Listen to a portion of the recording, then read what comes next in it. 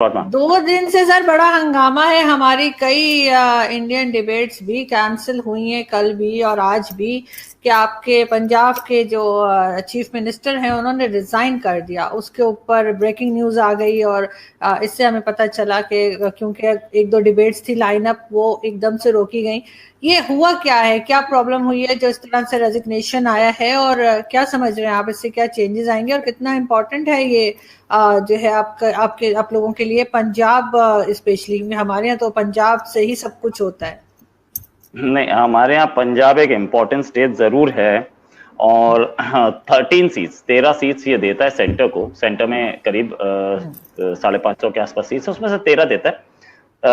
Important इस angle से है कि पंजाब और हरियाणा और हिमाचल जो कि फॉर्मर पंजाब का पार्ट है, ये एक ऐसा एरिया रहा है जहां पे खेती बहुत है, फजल का एरिया में इंडस्ट्रीज हैं और खासतौर से कुछ हॉजरीज एंड ऑल।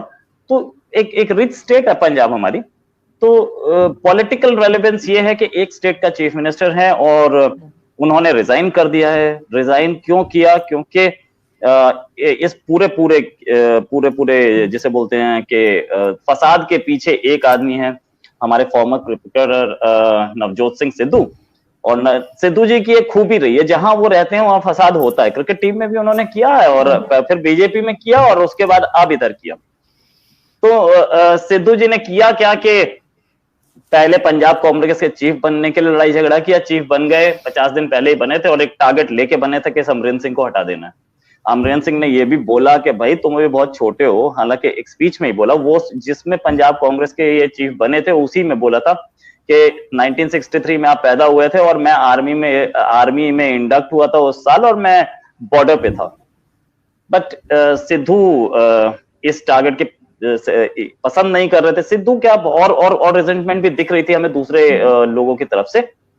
और in the end 40 out of 80 MLAs in Punjab, 40 ने आला कमान, कांग्रेस आला कमान को लेटर लिखी कि हम पसंद नहीं करते सिद्धू को, सॉरी अमरिंदर सिंह को। कैप्टन अमरिंदर सिंह पटियाला की रॉयल फैमिली से हैं और फॉर्मर आर्मी ऑफिसर हैं और इनकी बड़ी अच्छी पकड़ है, मास लीडर हैं पंजाब में। बट जब आपके पास एमएलएज नहीं होते, ये वेस्टमिंस्टर स्टाइल डेमोक्रेसी की एक फॉल्ट है कि आप कितने ही पॉपुलर लीडर हो, अगर आपके एमएलए आपके खिलाफ हो गए तो आप कुछ नहीं कर सकते। तो वही वेस्टमिंस्टर स्टाइल डेमोक्रेसी ने गड़बड़ कर दी। अमरिंदर सिंह को रिजाइन करना पड़ा और रिजाइन करने के बाद अब नेक्स्ट चीफ मिनिस्टर का एज वी आर टॉकिंग वहां पे चल रही है बातचीत के कौन बनेगा। ये खबर कल से ही क्लियर थी कि इस बार एक नॉन सिख यानी कि एक हिंदू चीफ मिनिस्टर ढूंढा जा रहा है, क्योंकि 38% पंजाब में हिंदू पॉपुलेशन है और सिख पॉपुलेशन, क्योंकि सिद्धू खुद एक जट सिख हैं, तो सिख पॉपुलेशन पर कमांड वो रखेंगे और हिंदू पॉपुलेशन को, हिंदू वोट्स को एक हिंदू सीएम देखेगा। अभी तक कुछ दिखा नहीं। Ambika Soni former information broadcasting minister मना कर चुकी हैं, उनको ऑफर किया गया था, उन्होंने मना कर दिया, क्योंकि 5 महीने बाद इलेक्शन है तो कोई ये कांटो भरा ताज रखना नहीं चाह रहा है।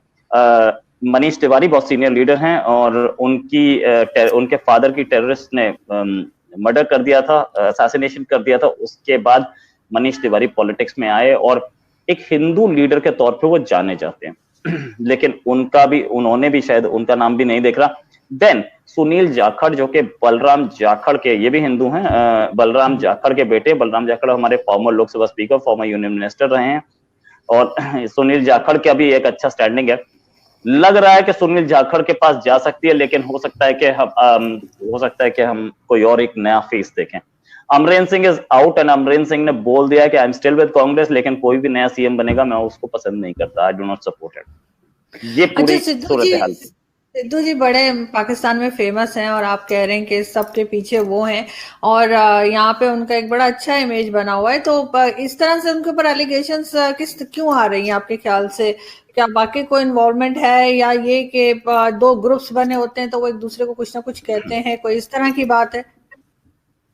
There was, एक तो सिद्धू साहब की खुद की पर्सनल एम्बिशन, दूसरा सिद्धू साहब की आदत, जहां बैठते हैं वहां कहीं ना कहीं कुछ ना कुछ करते रहते हैं और मतलब दूसरों का काम करना मुहाल कर दें, ऐसी भी सिचुएशन आई है। इंडियन क्रिकेट टीम में भी बहुत किया।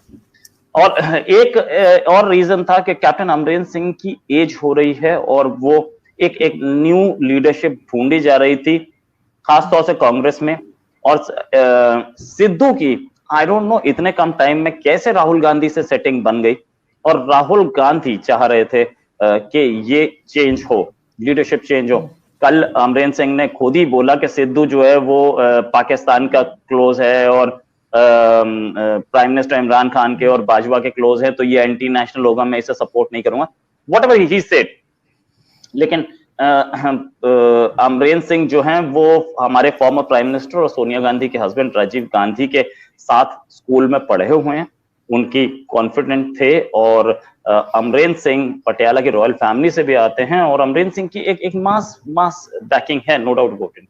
सिद्धू को पसंद कर रहे थे राहुल गांधी, आज से नहीं काफी टाइम से सिद्धू की सारी बातें मानी जा रही थी। सिद्धू को कांग्रेस चीफ बनाया गया स्टेट का, साथ में सिद्धू एक ऑल्टरनेटिव के तौर पे खड़ा किया जा रहा था पहले से ही।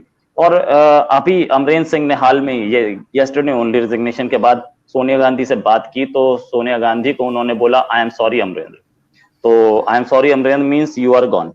तो अब देखते हैं सिद्धू खुद इस रेस में है कि नहीं। ऐसा लोग बोल रहे हैं कि सिद्धू रेस में है, लेकिन कांग्रेस किसी सिख को बनाने के मूड में अभी नहीं दिख रही, बाद में मजबूरी होता दूसरी बात, लेकिन अभी तो नहीं दिख रही हमें कांग्रेस। और सिद्धू साहब की एक हिस्ट्री रही है।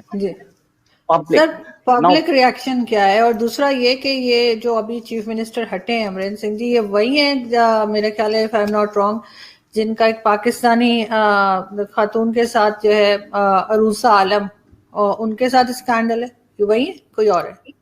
या ये वही हैं जिनका बताया जाता है कि उनसे अफेयर है, या कुछ लोग तो ये भी बोलते हैं कि मैरिज हुई है, लेकिन ऐसा कोई एविडेंस नहीं है। हाँ, दोस्ती अच्छी है दोनों की, दोनों कई जगह देखे गए इकट्ठे। जहां तक बात है अमरेंद्र सिंह जी की, तो अमरेंद्र सिंह इंडियन आर्मी में रहे हैं और उनका डिसिप्लिन और उनकी मेहनत बहुत रही है। उन्होंने गांव-गांव जाकर के लोगों से मीटिंग की है। लेकिन अब अमरेंद्र सिंह का एंड तो हमें दिख रहा है। 5 महीने रह गए इलेक्शन से पहले। 5 महीने पहले अगर आप अपने एक फेस को चेंज करने जा रहे हैं, अमरेंद्र सिंह एक फेस थे, और एक ऐसे टाइम पे ये चेंज आ रहा है जब आपको बहुत क्लियर विक्ट्री दिख रही थी। मतलब third time Amarendra Singh chief minister बन सकते थे अगर वो कंटिन्यू करते, ऐसा एक्सपर्ट्स बिलीव कर रहे थे, क्योंकि बीजेपी और श्रोमणी अकाली दल दोनों का स्प्लिट हो चुका है किसान के इशू पे। दोनों मिल करके लड़ते थे तो जीतते थे, अकेले दोनों में से कोई नहीं जीत सकता।